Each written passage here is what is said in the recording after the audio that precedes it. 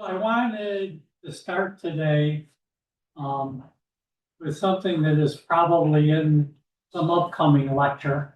And I thought it might be useful to do it today, so I'm going to do it on the board. And it's kind of related to the problems that we were doing yesterday. So if we wanted a pulse of some arbitrary phase, its rotation operator for some phase and some angle, it would be e to the minus I beta, and then a rotation around some operator with phase theta. And that's frequently a little inconvenient. So we could write this as e to the minus I z, e to the minus I beta ix, e to I z. So if we have an x pulse and we rotate that pulse by phi, for example, if phi was pi over 2, then we get a y pulse. So this is essentially a unitary transformation of the pulse frame by rotating everything around the z-axis. In some of the problems, then, you're kind of asked, how do you go from some initial operator to some final operator, right, with the pulse beta, with some phase and rotation. And this then, we would say that we would then, what this means is we have the initial operator, and now e to the I phi I z, e minus I beta I x, e minus I phi I z. And then on the other side, I need the complex transpose. And u on one side, u minus 1 on the other. So the transpose means reverse the order of these. And then complex conjugate means turn everything from plus I to minus I. So like the transpose, if we have two matrices, A, B, and we want their transpose, that's equal to B transpose, A transpose. So we reverse the order or permute the order and take the individual transposes. These operators are all Hermitian, so they're transpose, Hermitian conjugate. So anyhow, on the other side then, I have e to the minus I phi z, e to the I beta I x, e to the I phi z. And that's the calculation that I would need to do to find the final operator, Bf.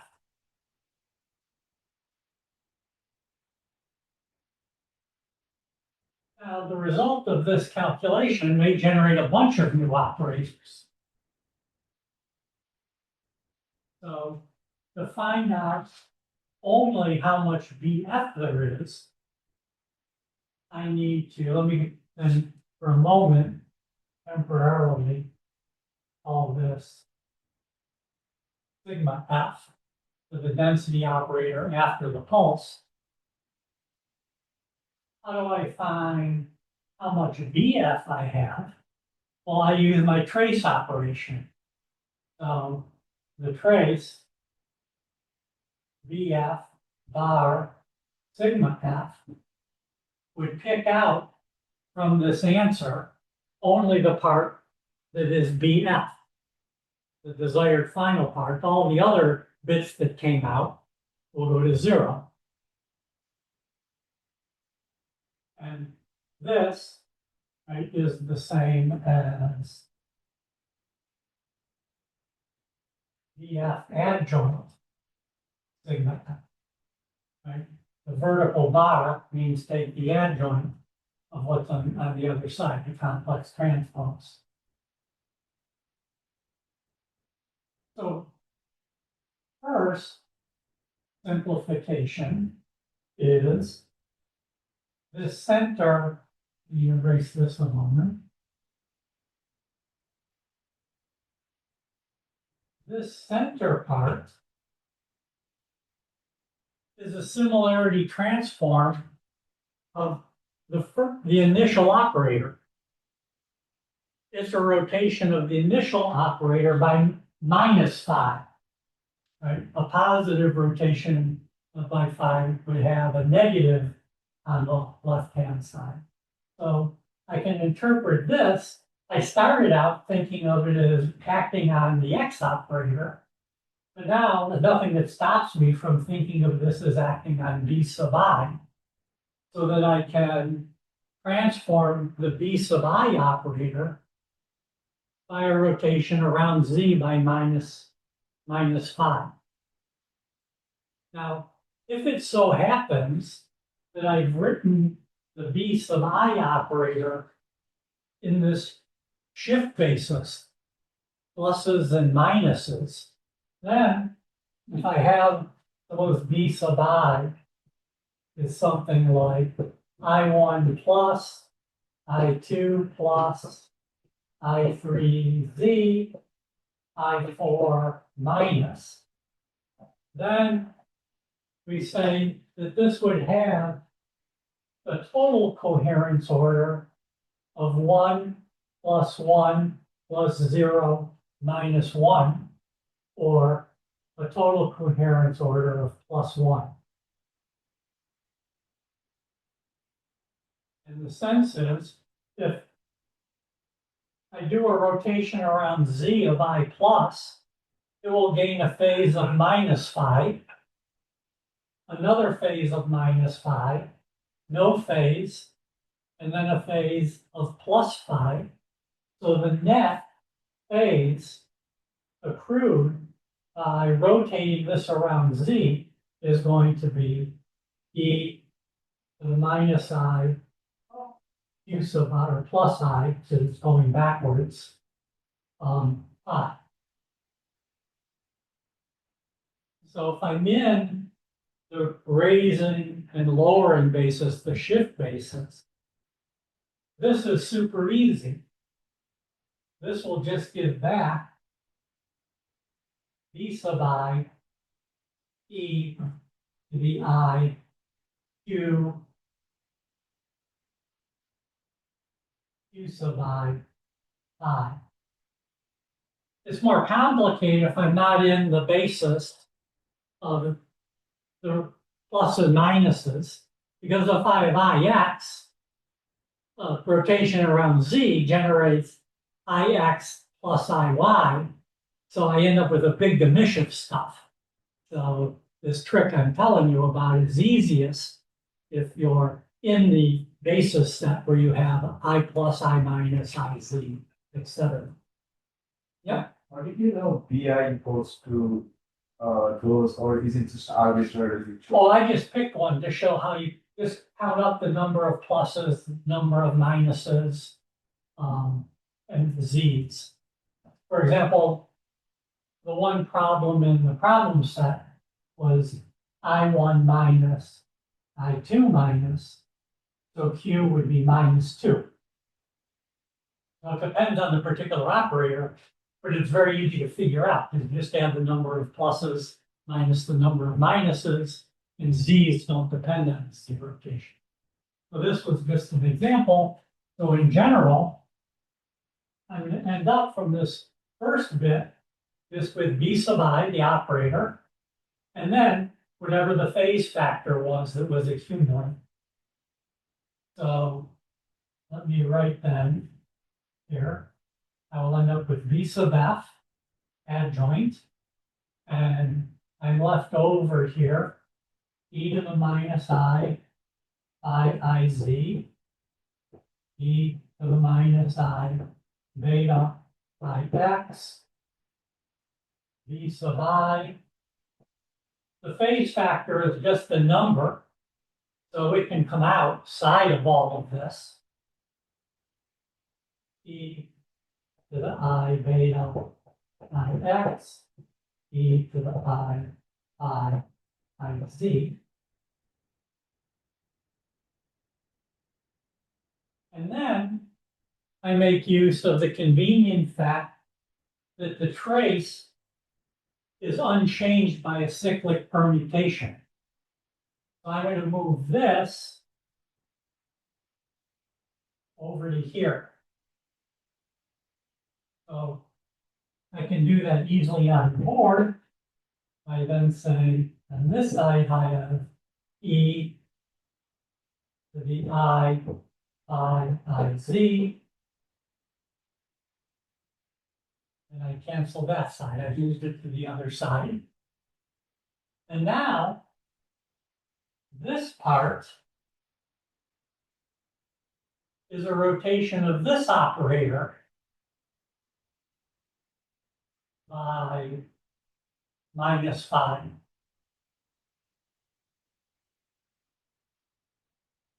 And this is the adjoint of whatever my operator here was.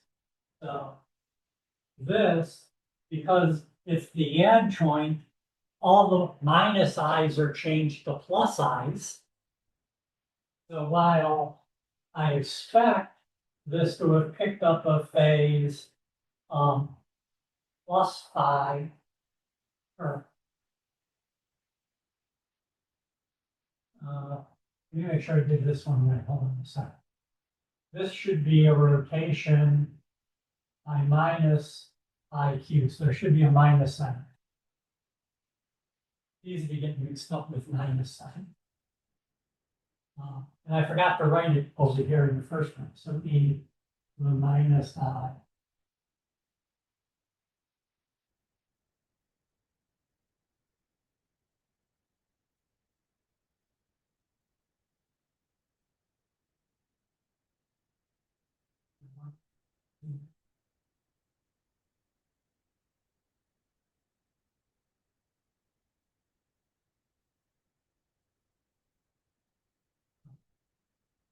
Let me think about whether I want the minus sign.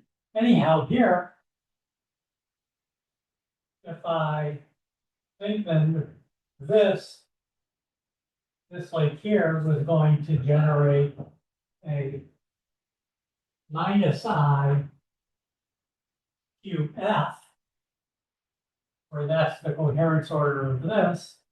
But because this, I've already taken the complex conjugate relative to the starting, this then will be Vf e to the I final to I Vf e minus I e I.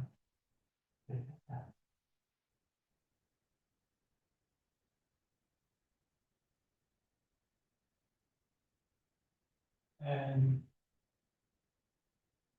the relative phases are right. This one's, if this one is negative, this one would be positive. If I decided this one is positive, this one would be negative. I think that would be more, now fix, make sure it's right. No. So then, this just says, I have, when I put this back from the adjoint, that should be there again. I just have Vf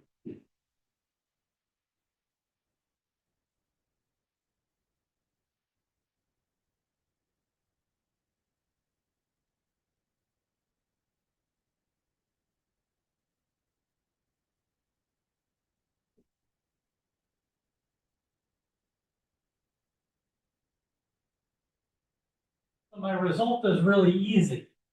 It says I just have to apply an X phase pulse to my starting operator and then use the trace to pick out whatever I need from the result.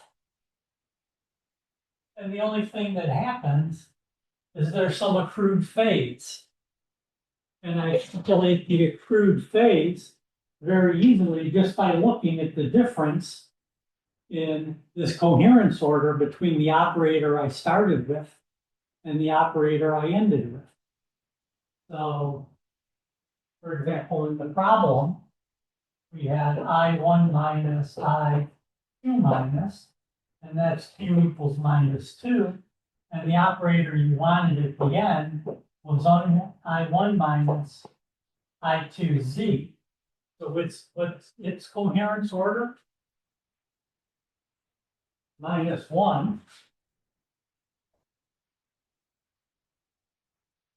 So that one is, in this case, right? -1 minus a -2 is +1. So you're going to, depending on what the phase of your pulse is, you're going to accumulate some phase in the result. You still have to work out what this is.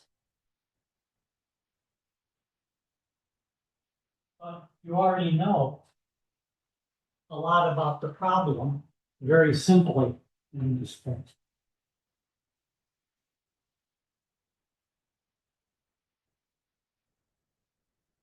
Is that hopefully clear? It's a very cute trick that recognizes the special property of the basis vectors that only depend on plus and minus.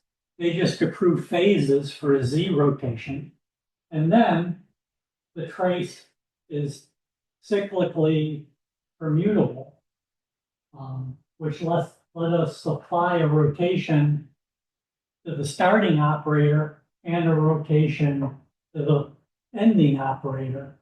And you can see that the net phase is the difference in the calculation. So, I mean, there's many ways to solve any NMR problem, but formally, this is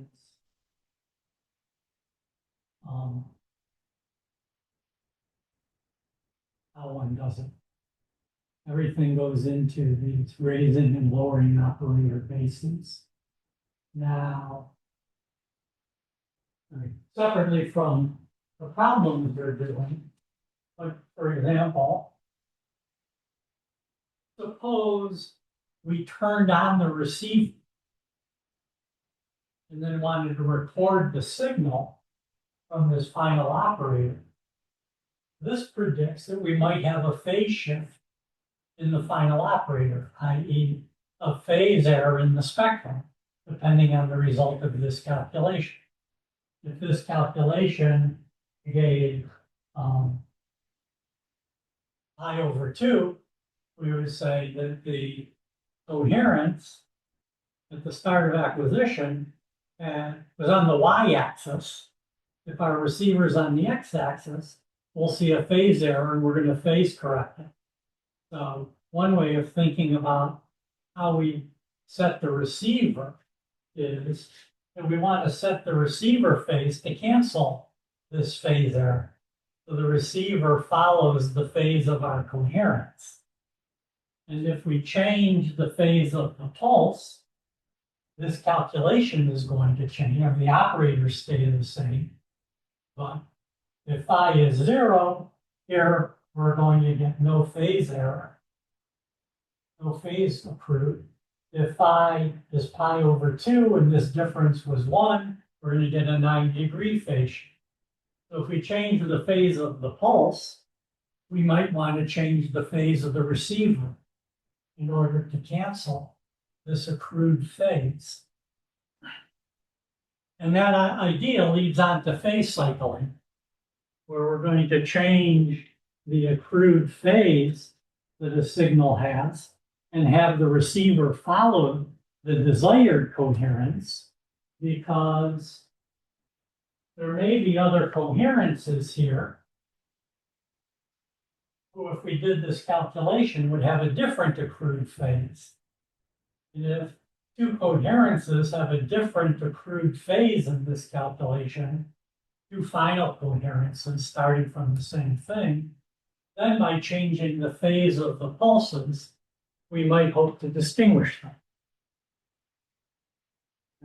If one has no accrued phase and the other has, say, a 90-degree accrued phase, we might be able to use that phase difference to tell them apart. And that's the beginning of phase cycling. So you'll see this equation again when we come back to phase cycling.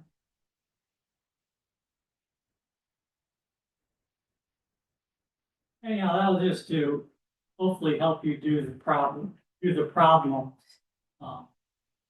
A lot of them you do by intuition. That problems you can do by intuition. When you run out of intuition, this is the formal way of doing it.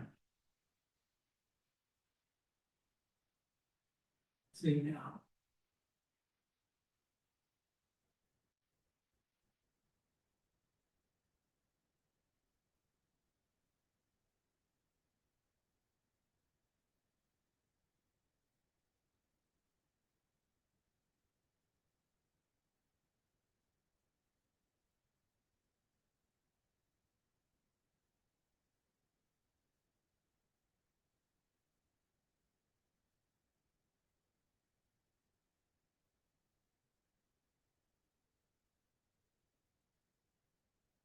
Now the rest of lecture 2 goes on.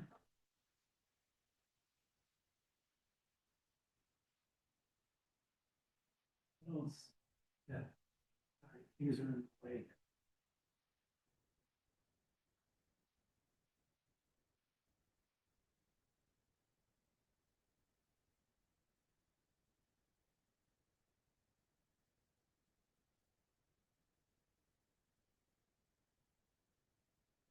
The rest of lecture 2 goes through using this operator language to work out the spin echo, which you've already seen in problem number 1, where you use vectors.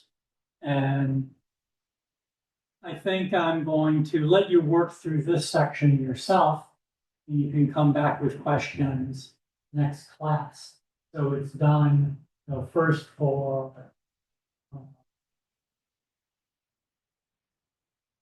heteronuclear spins, then homonuclear spins, then selective pulses. Right? There's lots of permutations. You can work through this. It's great practice to make sure that you can see you get a spin echo. Instead, I'm going to start, hopefully.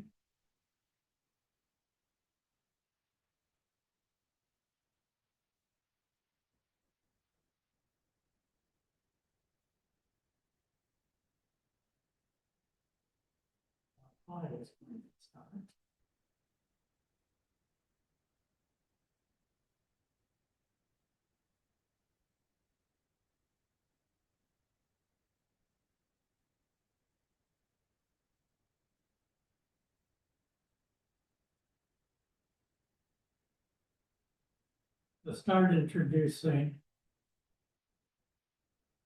2D NMR.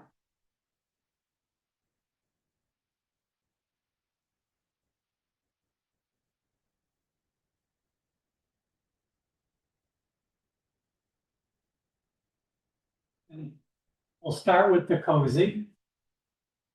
I was thinking perhaps we would skip some of the homonuclear experiments, but I discovered that the people doing nucleic acids are still doing them. And we're going to start with just a pretend experiment to see how it would work, the so-called Binackin experiment. So I'm going to have two pulses. And the first one, shown as the short bar, I'm going to pretend is selective to the I spin. And then the second pulse is non-selective. In practice, that might be hard to do. We'll pretend we can do it. And I just want to know what happens during delta. And I start now with the equilibrium density operator proportional to IZ plus SZ. Of course, if I wanted to know real amplitudes, I have to put in H bar omega for the I spin over 2KT, and the same thing for the S spin. But I'm not going to worry about relative amplitudes here. We're just going to try to figure out where the peaks are. And of course, if this was a homonuclear system, those prefactors are the same anyhow. All right, so if I apply a 90-degree X pulse to this equilibrium density operator, what's the result going to be?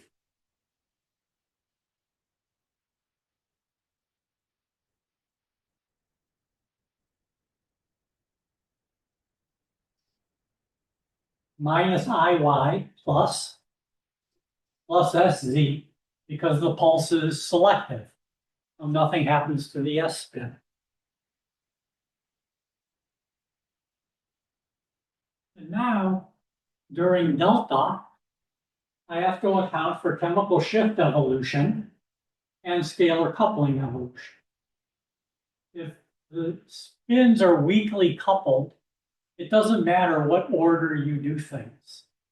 You can do the scalar coupling first, or you can do the chemical shift first. And it's completely up to you. And obviously, if you have a choice, you should do the order that's easy. I don't remember what order I'm doing this in. But for chemical shift of the S spin, what's the result going to be? Nothing happens, right? Z chemical shift is a rotation around Z. So nothing happens to SZ.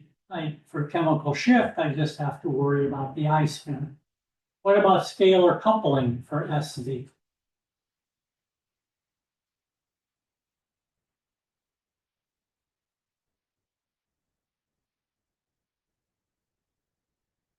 What operator was the scalar coupling in my pictures yesterday?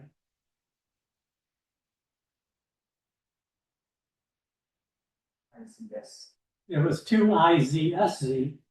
So that's also just Z operators. So Z operators don't do anything to Z operators. So SZ also doesn't evolve under the scalar coupling. So I just have to work out for the I spin what happens for chemical shift and what happens with scalar coupling.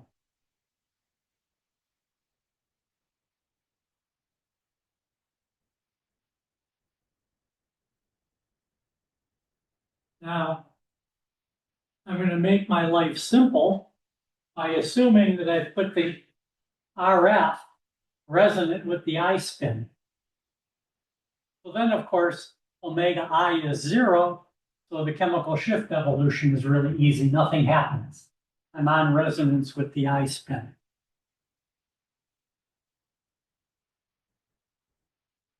And now I look back at my pictures to get the J coupling evolution. So minus Y is in phase on the minus Y axis.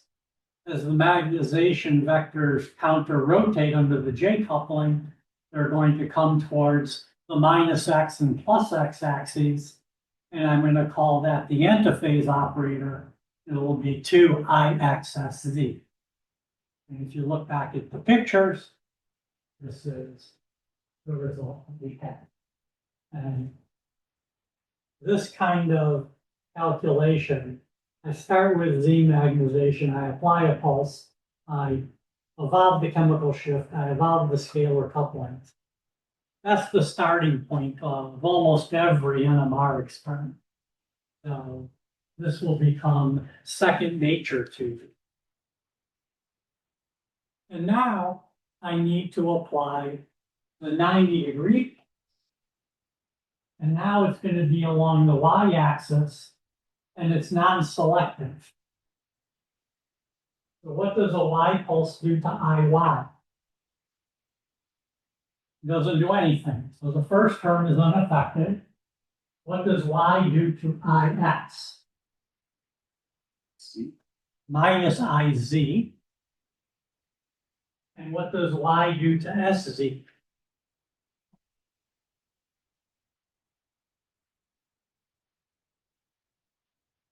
Plus X.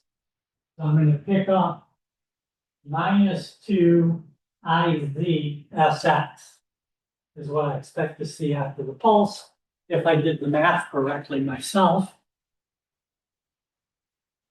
Oh, and we started out with a minus sign. So this minus sign canceled the other minus.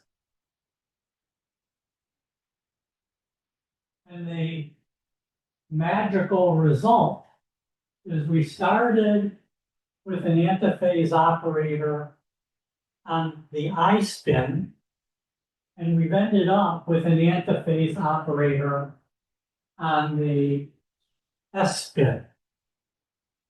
So we've transferred coherence from the I spin to the S spin. So why is there SY? Oh, because that's a typo, that should be an SX. It's always the job of the students to find typos. So does So this should be 2IZSX. Well, that negative sign canceled this negative sign. We said IY, the Y pulse, turned this to minus IZ and this to plus IX, but we didn't start with Y. Did I mess this up more? Y is X minus, yes. There's multiple mistakes. So this should be a minus 2IX, 2IZSX. Wow, that mistake has been there a very long time. those are like purposeful typos in order for a student to. Yes, I see who's awake. So this is the most important part of, or one of the most important parts of modern NMR. We have this antiphase state on one spin, and we're able to convert it to an antiphase state on the other spin. And if you imagine that we rotated, and it's not true here, the pulse is non-selective, but imagine that we rotated the I spin first. So the first thing that happened was we went from 2IXSZ to 2IZSZ, and then rotated the second spin down. That middle state, if you think the transition state, as it were, 2IZSZ, is the symmetric state. If we write that out in terms of I alphas and I betas, etc., you'll see that that's it's symmetric with respect to swapping the I and S spins. So if we have a symmetric state and we got there from an anaphase operator on the I spin, we must have been able to get there from an antiphase operator on the S spin. And that's what lets us do the coherence transfer, at least in kind of conceptual basis. All of these transfers go through a state that looks symmetric. If we did this for protons and nitrogens, it would be really clear, because then we really do apply the pulse to the hydrogen first. We have the symmetric state, and then we apply the pulse on the nitrogen. But conceptually, you could think of it happening here as well, if there's a kind of symmetric state we go through.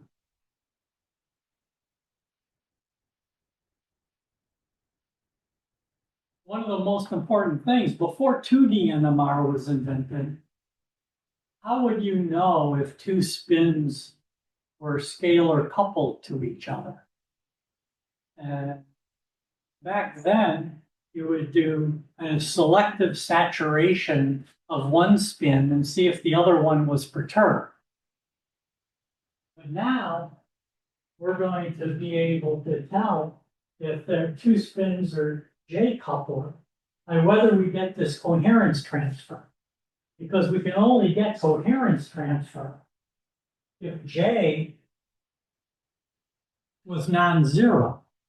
Because we only get the buildup of the antiphase state according to the sign.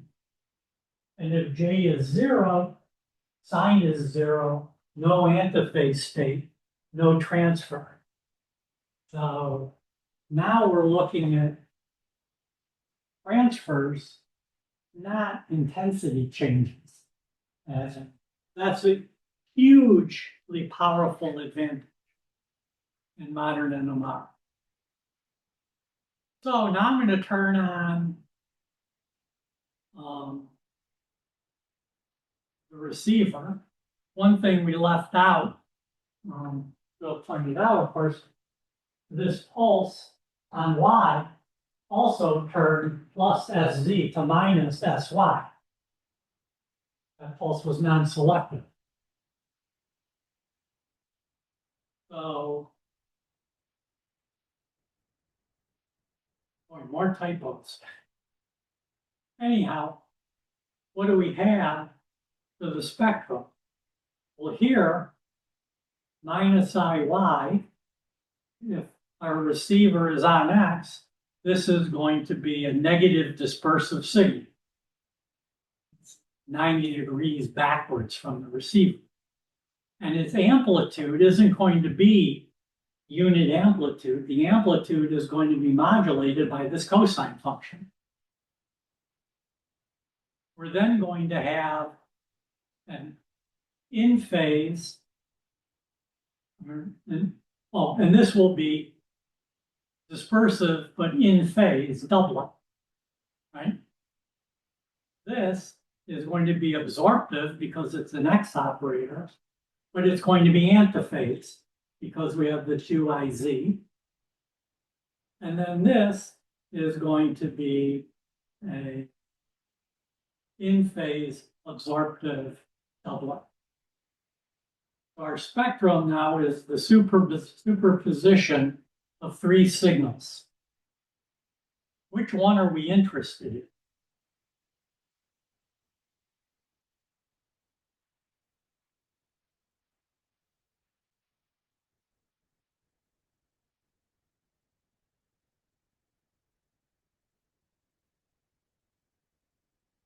It's the middle one. The middle one is the coherence transfer signal. That's the signal that started on the I spin and ended up on the S spin. The first one is just start on I, stay on I. And the third one is just start on S, stay on S. So those aren't interesting, but they're all superposed in our spectrum.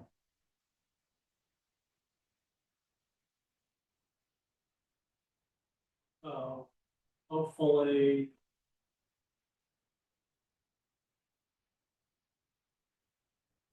and again, the term we're interested in is both antiphase and its amplitude is scaled by the sinusoidal function of J.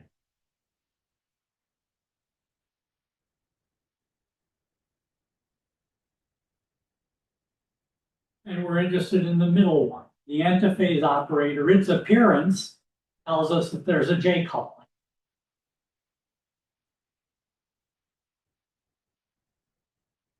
Now, let's acquire a second experiment, and we change the phase of the first pulse from, what did it start at? From X to minus X. And hopefully I've just worked everything out without any errors. And now here's what we have at the start of acquisition.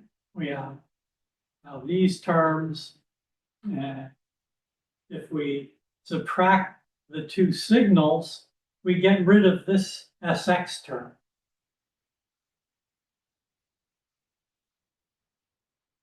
And that's nice because we're trying to find the antiphase term, but its chemical shift is omega S, and this term is also omega S. So those two signals are sitting right on top of each other. One we care about, the other one we don't care about. So we've done two experiments designed in such a way that the signal we wanted was inverted in the second experiment. The signal we didn't want wasn't inverted. So then when we subtract the two, the signal we want accumulates and the signal we don't want is canceled. This worked in this case, back here, because the first pulse was selective for the I spin. The S spin doesn't know what phase that pulse is. So when I invert the phase of the selective pulse on I, instead of getting minus IY after the pulse, I have plus IY. Everything from then on has the opposite sign, whereas everything from here on has no sign change. So when I do the subtraction, everything that started on SZ is going to be subtracted away. And again, in that language of NMR, that would be called doing a phase cycle. We change the phase of some pulse, and in a way that we hoped simplify the spectrum in a convenient way.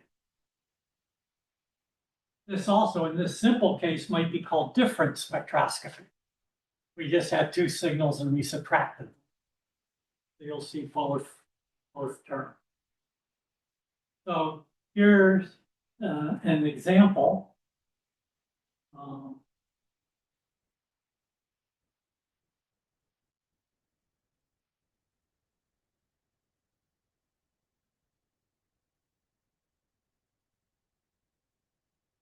So here's the first experiment. And what we're interested in is the antiphase signal here, but there's a big in-phase signal sitting on top of it. Here's the second experiment where I inverted the phase, the I spin. And now here's the difference. We've gotten rid of the in-phase signal, so we just see the antiphase signal here on the S spin that we're looking for. And it's obviously much easier to find this signal and say there's an antiphase signal in here somewhere than it was here. This was the I spin, the magnetization that only stayed on I, and you can see it's inverted between the two because of the selective pulse on the I spin inverted the I spin. So the I spin magnetization was inverted, so it accumulated as well. Nothing I can do about that. I'm interested in this, but this one came along for free. But this is in a different part of the spectrum. So I, in this case, don't mind. It's really this overlap that I was trying to get rid of. So if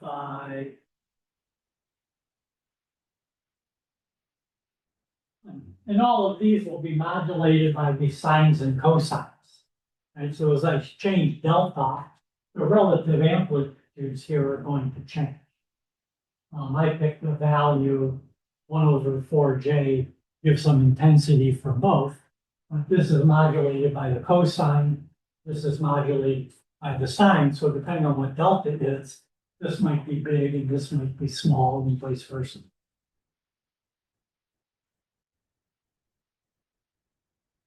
Now, that's fine. So I look for the antiphase peak. if I were to apply a 90-degree phase shift, this will become an in-phase absorptive line, and this will become an antiphase dispersive line. So I can, by looking at the relative phases, say this one is the peak that didn't transfer, this is the peak that transferred, this is what I'm interested in.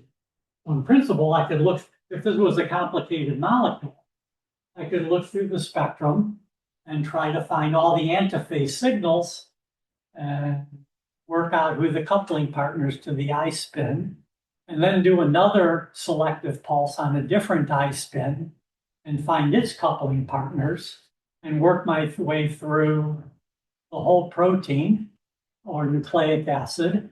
And I would be in graduate school for years doing this, one selective pulse at a time. So we would like to make this broad band so that it works for all the spins all at once. And then that is the two-dimensional version of it.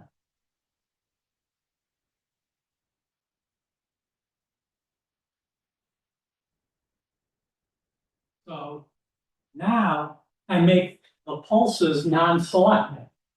And now I have two 90-degree pulses, but they're non-selective. Over there, I just reminded you for some of the pictures. And in the language of two-dimensional NMR, something I think introduced by Richard Ernst's group, we imagine that a two-dimensional experiment is built of blocks, building blocks. A three-dimensional experiment will just have more building blocks, 4 dimensions, more building blocks. So we have some period called the preparation period, where we go from Boltzmann magnetization to the magnetization we want at the start of a time delay that will be called T1 period. In this experiment, the preparation period is just the time we spend to get to Boltzmann equilibrium, followed by a 90-degree pulse. In other cases, there may be a lot of pulses and delays in that box. But after the preparation period, we've generated some transverse magnetization whose frequency we're interested in knowing. And in order to learn a frequency, we have to let that frequency evolve in time. So this time period T1 allows the frequencies to evolve.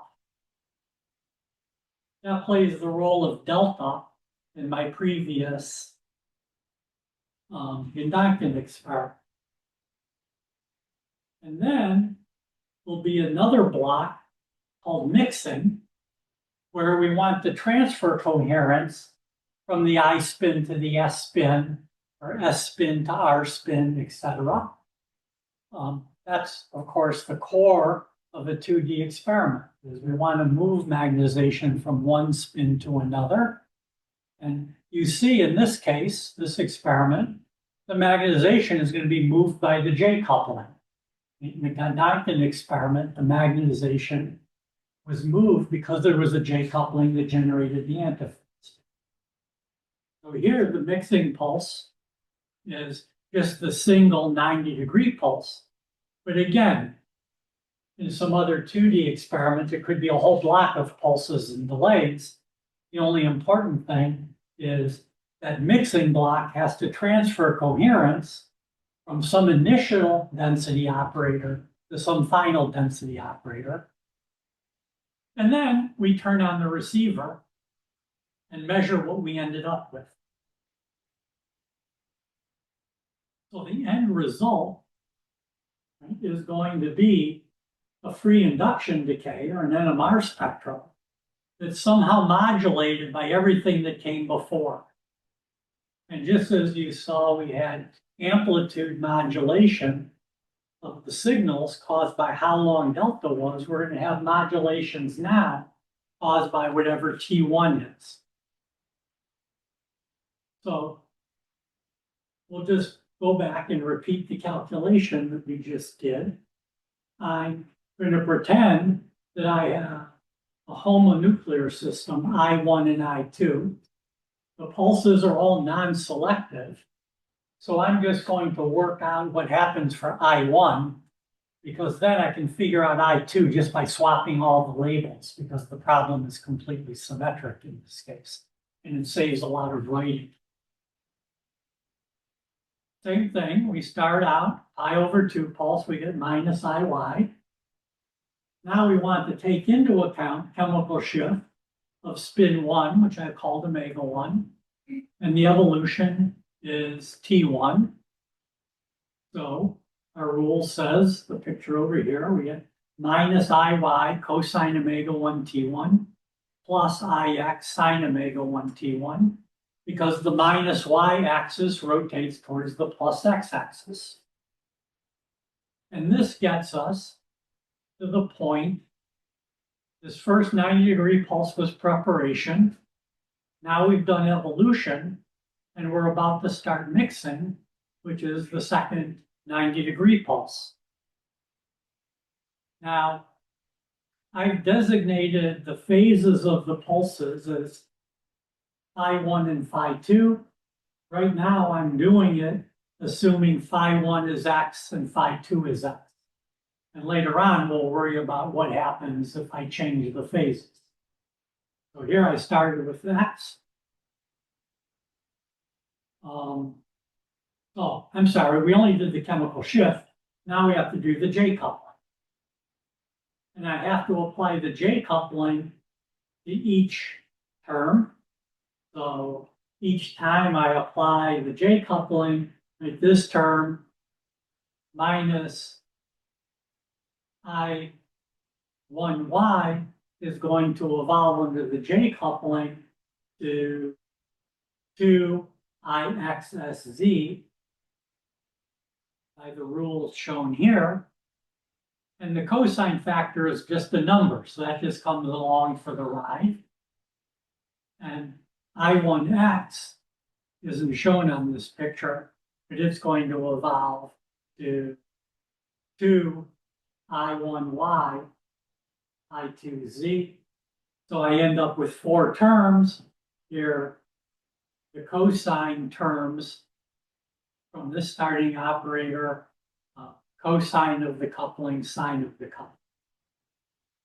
So one problem with these calculations is you get many, many terms building up. And when you do it in practice, you eventually learn which terms aren't going to give rise to observable signal. So you throw terms away as you go.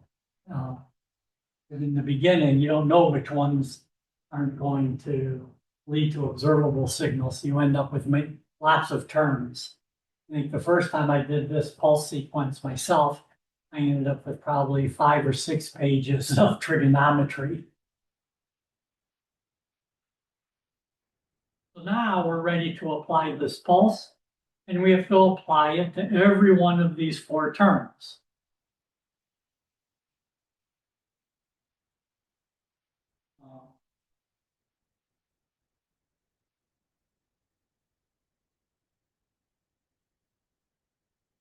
So here I've done it. I assume that phi2 was X. So Y goes to Z. X stays alone. IX, IZ becomes IX, IY with some minus sign that I probably got wrong, and you can check. And then I1Y, I2Z became I1Z, I2Y. And then we're going to turn on the receiver. And we can just look at these 4 terms and figure out what we have. What kind of signal will I1Z generate?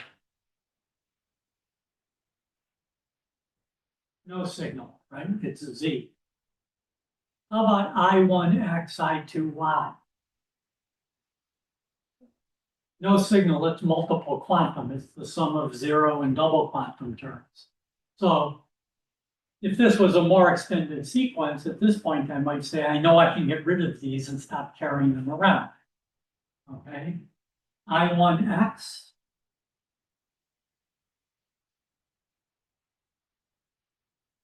kind of signal.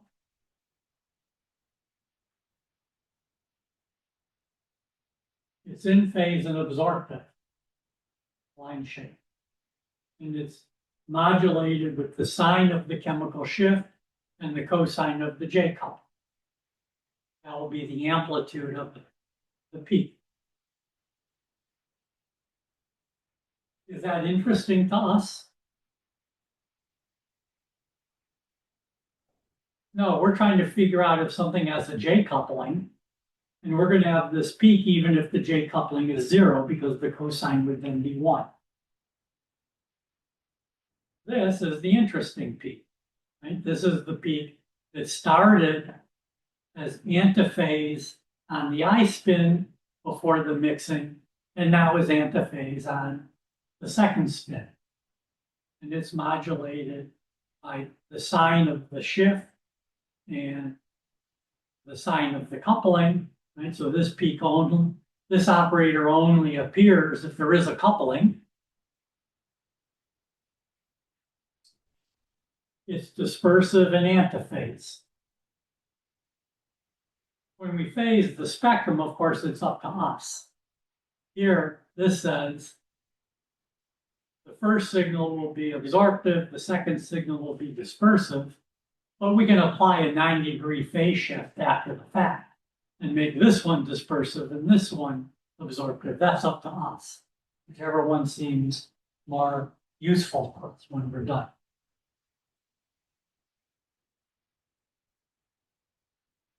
Now, we left relaxation out of this calculation. And relaxation is going to cause all of these signals to decay away. And in the simplest view, they're going to decay away exponentially. So I should multiply each of these 4 signals by some exponential decay. So here, the signal I'm interested in, the important part is this sine. That's what determines whether I get the peak I'm interested in, the sine of the J coupling. In a more complicated experiment, that might be a bunch of trigonometric functions, something to make your high school teacher happy. But whatever that is, I'm going to call that a transfer function. And then will be a damping, an exponential damping in the simplest case with some R2. It will cause this signal to decay away as a function of T1. I can't make T1 infinitely long, all the signal would be gone from relaxation. And pretty much everything you know that's happened in NMR over the last 30 years has been driven by this fact. We have some transfer function that we're interested in. It's a function of time, but that's competing against relaxation. And that's shown here. So here's just the sine multiplied by decaying exponential. Let's suppose R2 is 0, right? Then the sine just builds up like a sine function, and I'm perfectly happy. But as molecules get bigger, R2 invariably gets larger, because R2, as we'll see later in the class, depends on the variance of magnetic field fluctuations inside the molecule, driven by overall tumbling. And overall tumbling has some time constant tau c, and roughly speaking, tau c is proportional to the size of the protein. So roughly speaking, for a globular protein, 1 nanosecond of tau c arises from 2.4 kilodaltons of protein. So a 24 kilodalton protein is going to have tau c of about 10 nanoseconds. But if your boss wants you to work on a 240 kilodalton complex, its tumbling time is going to be at about 100 nanoseconds. R2s will be about 10 times larger. And this decay is going to be 10 times faster. So what do we do about it? Well, that's illustrated here. Right? We work on bigger and bigger proteins. As R gets larger, our ability to transfer coherence goes down. By the time the sign function is built up, relaxation has already caused the signal to decay away. So NMR of proteins started with just hydrogen-hydrogen NMR. The J couplings at maximum are, let's say, 15 hertz.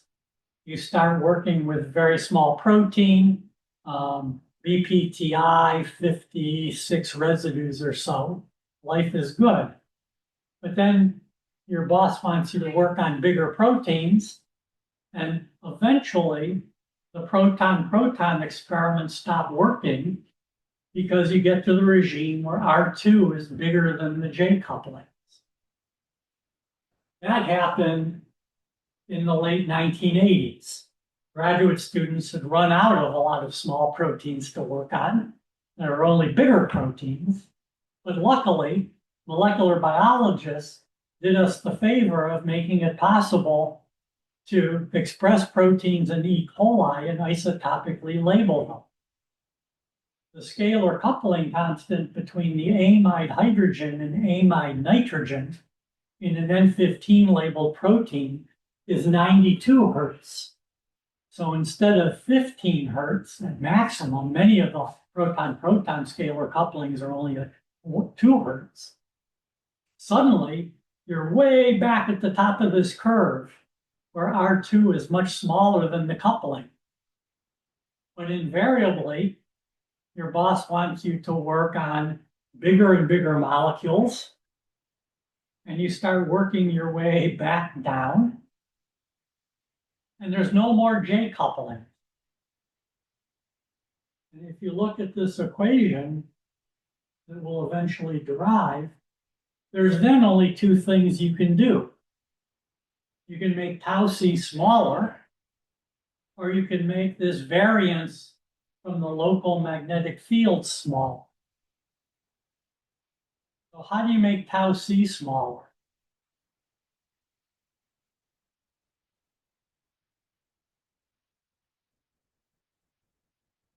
How do you make something tumble faster in solution? So you can raise the temperature, right? You expect tumbling to be faster as a function of temperature.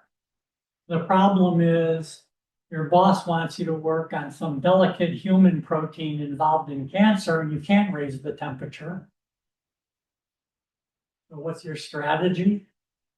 You want to raise the temperature, you're going to raise the temperature. What do? Find thermostable mutant. Well, even easier, certainly you find thermostable mutants, that's been done.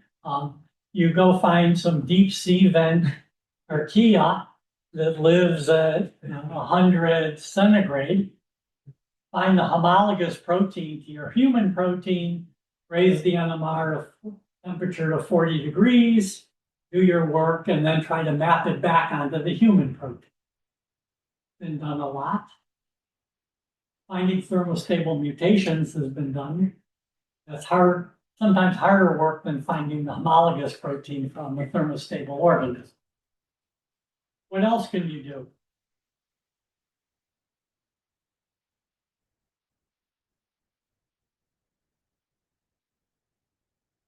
I mean, the nucleic acid people in the room and online do this all the time. You have some gigantic RNA, you chop it into pieces, right? And then try to stitch the pieces together. So for proteins, you would do a sequence analysis, try to figure out what the domains are, and then clone out individual domains, and then try to stitch them back together using SACs or something else. or nucleic acid people, you do your predictions of where the hairpins are, right? And then just make the hairpin and try to stitch it back together. The third way, if you're Josh Wan, is you put the protein into a reverse micelle. So the protein is covered with a layer or two of water, hydrophilic head groups, hydrophobic groups on the tails, and then you put the micelle into liquid ethane. So even though the micelle is big, liquid ethane has a very, very low viscosity. So the micelle tumbles very fast. And assuming you don't blow yourself up with pressurized liquid ethane, you can get very narrow lines. The really, really cool idea. It's hard to do. It's hard to get proteins you care about into the micelles. But it's a fantastically clever idea. But those are the only three ways I know to make tau C smaller. If you think up a fourth way, I guarantee that you will be a very famous graduate student or postdoc, because this is really important to us. Once you're done with tau C, the only way is to somehow make this variance smaller in the fluctuations. In proteins and nucleic acids, one of the largest contributions to local magnetic fields are all the other hydrogens in the molecule. So then what do? You deuterate, right? So for proteins, I'm not sure what you do with nucleic acids, but for proteins, we would express in D2O and then purify the protein in water and hope that all the amides back exchange so that the amides have hydrogens, everything else has deuterons, and you can get back to doing at least N15-based experiments. There may be other things we need to do, selective labeling, partial labeling, etc. But the idea is to reduce the bath of remote protons. And then the other trick is now called TROSY, in which you have two relaxation mechanisms arranged in such a way, luckily, that a magnetic field fluctuation up is partially offset by a magnetic field fluctuation down. So the net fluctuation seen by a spin is smaller, so the variance is small. But that's all we know about. 3 ways to make tau C small, a lot of J couplings, 3 ways to make tau C smaller, and a couple of ways to make the variance smaller. And if you think up a new way, you'll be world famous, at least within NMR. That's the whole. So this is we see it now in our very first experiment, our first 2D experiment, but it's important all the way through NMR. Maybe the most important graph in NMR spectroscopy. All right, so how do we get a 2D spectrum?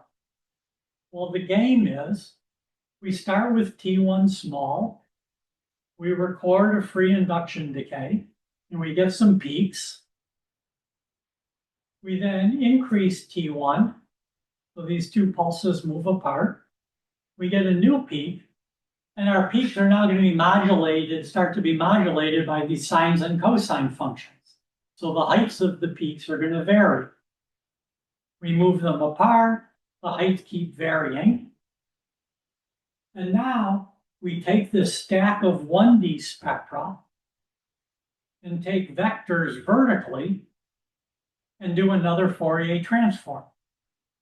We have a modulation that goes as things like omega I T1, sine and cosine, so it's going to look like a frequency. The acquisition, we usually call it a free induction decay. This indirect modulation is usually called an interferogram. So what happened? Well, a term like this started on the I spin and stayed on the I spin. So in the two-dimensional map, it's going to be the same frequency. If I swap all the labels, of course, there's a corresponding peak for the S spin. It is at the same frequency, or the I2 spin, same frequency in both dimensions. But this, in the T1 dimension, has a frequency omega 1, but during acquisition, it's going to have a frequency associated with omega 2, because the transverse operator is the second spin. So the spectrum is going to look like this. I have two peaks whose frequency is the same in each dimension, which we usually call diagonal peaks. And we have two peaks, in this case symmetric, that represent the coherence transfer from spin 1 to spin 2. So for example, my labels are wrong here. This F1 is the frequency dimension for T1. So this cross peak is the spin that started on the first spin during T1, but mixing transferred it to the second spin. Here, this is a spin that started out on the second spin during T1, and mixing transferred it to the first spin.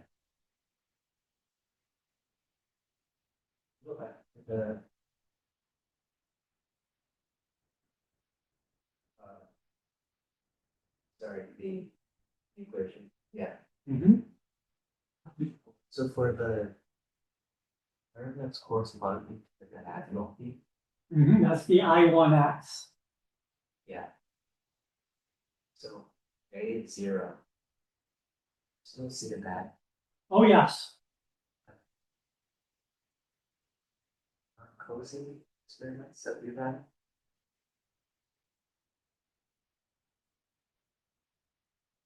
There are experiments that don't have diagonal peaks that they don't have correlations with other programs.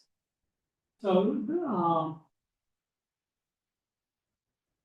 yes, the extent to which they work kind of depends on how uniform the scalar couplings are in a protein. They're not used so much in proteins, so I don't know. I have to look at the pulse sequence. But generations of graduate students have worked on trying to get rid of the diagonal. It may well be that there's useful experiments in nucleic acids. I just don't know. You have to show me the pulse sequence. But here in the vanilla experiment, yeah, diagonal is always there.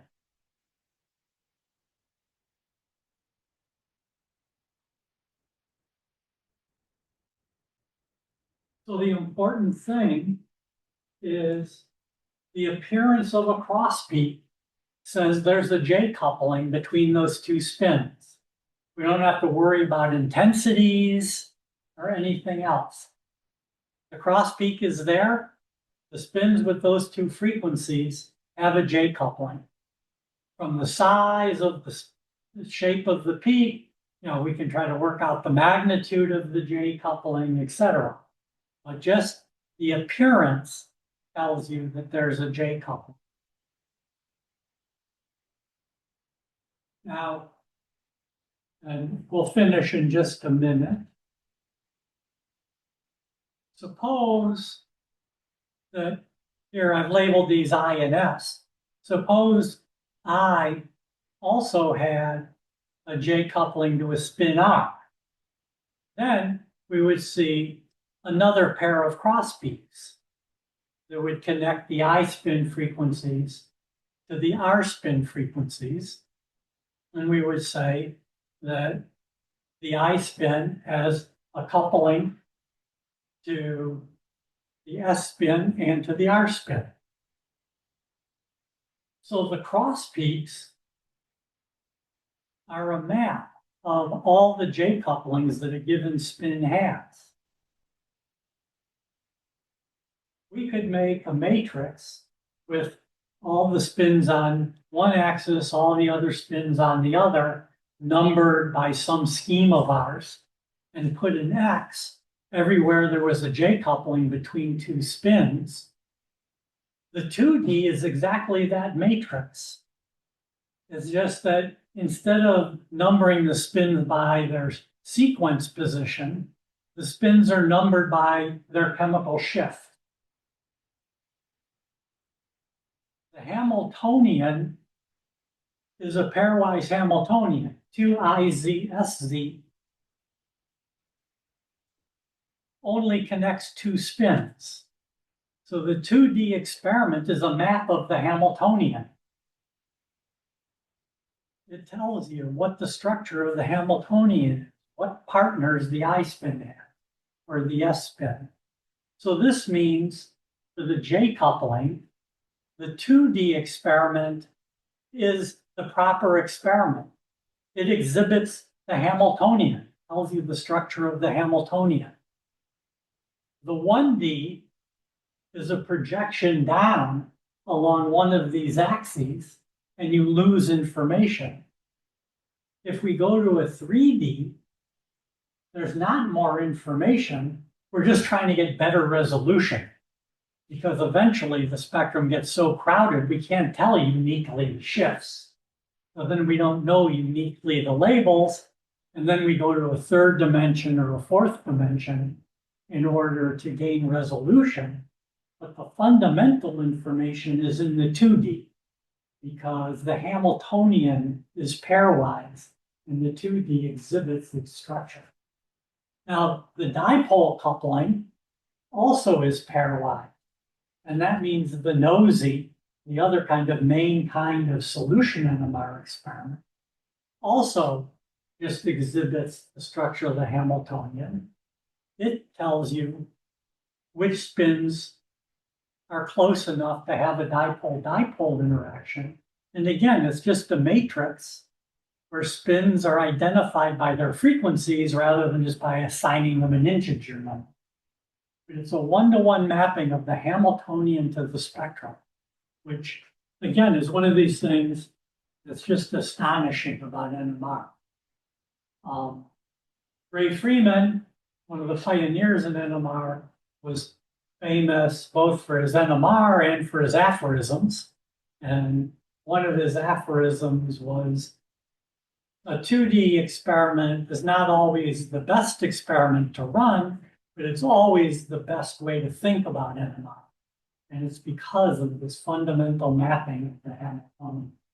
That's a good place to stop today. I'll see you next Wednesday, and I'll send or have Whitney send out a reminder that we would like you to turn in problem 9 so we can give you some feedback on how you're doing. If you have questions while you're working on that problem, don't hesitate to email. Okay, it's only problem 9. Yes. Okay. We don't want Anish to work too hard. But any problem that you have that you would like us to look at, your solution, just email us. And at some point, probably next week, I'll post my solutions to problem set 1, so you can find my errors and let me know about them. Yes. Have a good weekend. Any questions online? Nope. Nope. Good, thank you.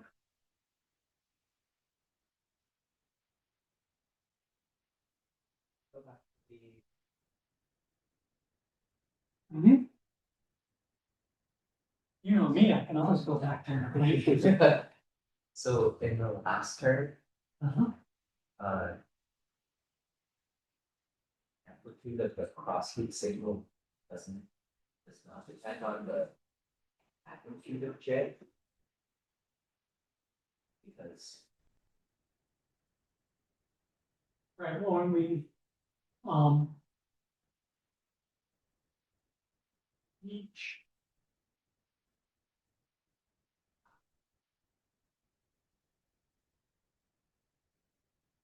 the amplitude variation. um,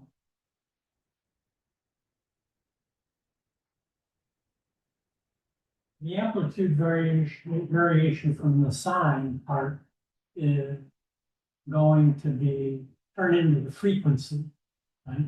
And the sine is always just going between plus and minus one. So the actual amplitudes of the peaks are coming from these three factors that I left out. Omega I, H power over KT, how much magnetization we started. In this particular sequence, our only loss is going to be relaxation during T1. So that's going to broaden the peaks and shorten. But in a more complicated experiment, you're losing magnetization everywhere you go. And if we're starting on proton and then going to nitrogen, these factors omega times H power over KT, right, are important. But at some level, in this experiment, for a small enough molecule, we could ignore relaxation to first approximation. And if we were Boltzmann equilibrium and this was homonuclear, we'd expect peak intensities to be pretty much equal for different spins. And the fact that they're not mostly has to do with whenever Boltzmann equilibrium, and they all have different relaxation. So this analysis is good at telling you where the peaks are. Right? This is not an analysis that's so good at telling you fine detail of peak intensity. Speaking of where, sorry, Mm-hmm. if we're looking at the I spin, you go back to the picture on this section. This picture? Yeah, so at the location of the I spin, Mm-hmm. the J, I just want to make sure the J coupling is going to, it's going to look like an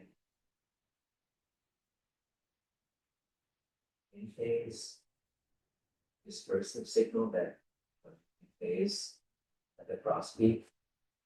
But is it going to be split like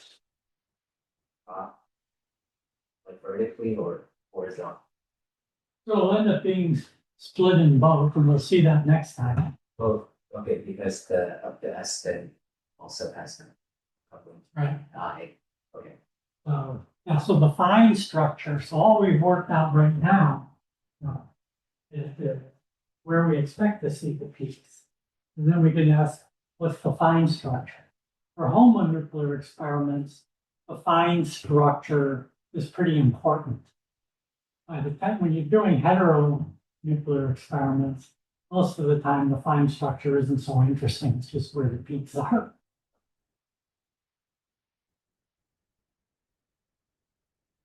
But we'll talk about that. I mean, the next thing will be what's the fine structure of the peaks in the spectrum. But if this was the I spin, for example, the amplitude modulation, we would have one kind of modulation that was cosine with the coupling.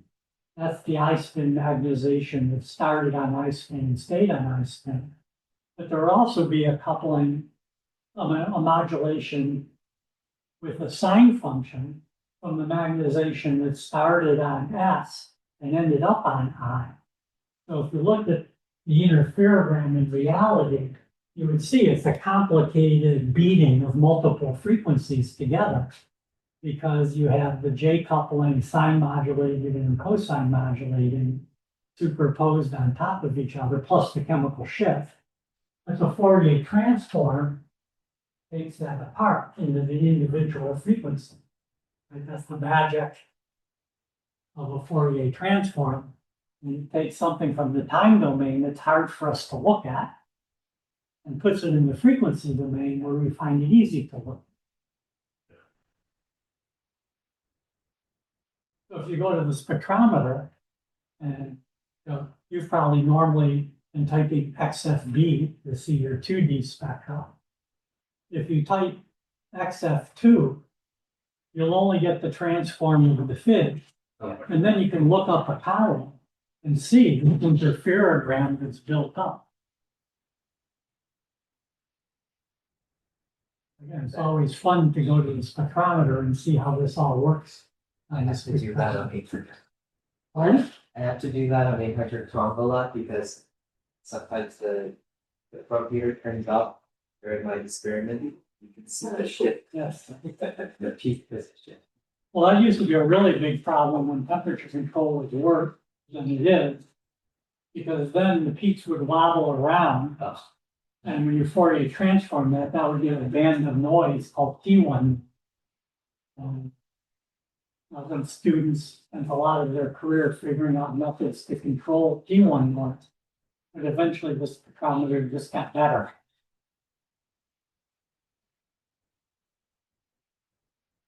Well, peaks will be close to Let me jump out of this.